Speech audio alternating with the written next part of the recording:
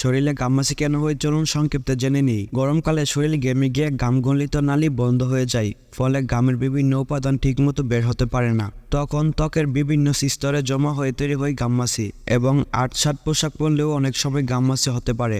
কিছু কিছু ওষুধের পার্শ্ব প্রক্রিয়ার কারণেও ঘামমাছি হয়ে থাকে। ঘামমাছি দূর করার 6টি ঘরোয়া সমাধান।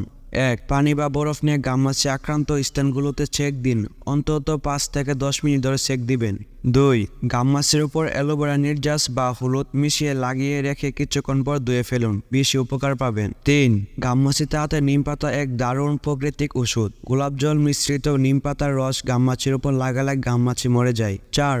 ঘামমাছি দূর করায় বেকিং সোডা বেশ উপকারী। ঠান্ডা পানিতে বেকিং সোডা মিশিয়ে নিন, তাতে পরিষ্কার কাপড় ভিজিয়ে ত্বকের কিছুক্ষণ রেখে দিন, এরপর হাত দিয়ে ধীরে ধীরে মুছে নিন। 5. বৃষ্টির পানিও ঘামমাছি দূর করতে সহায়ক ভূমিকা রাখে। বৃষ্টি হলে ভিজতে পারেন, সম্ভব হলে ঠান্ডা ঘরে থাকুন, না হলে ঘরে বৈদ্যুতিক পাখা চালু রাখুন।